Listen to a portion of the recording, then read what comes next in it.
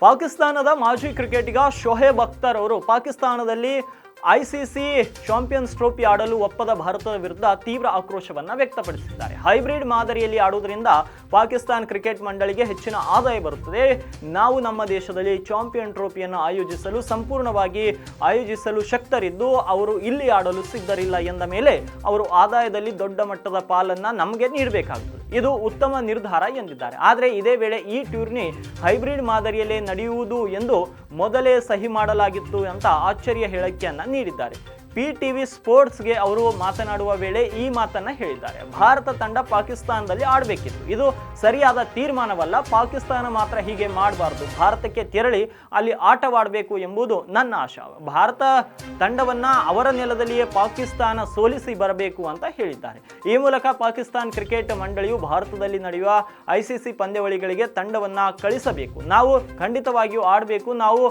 ಸ್ನೇಹ ಹಸ್ತವನ್ನ ಖಂಡಿತವಾಗಿ ಚಾಚಬೇಕು ಎಂದಿದ್ದಾರೆ.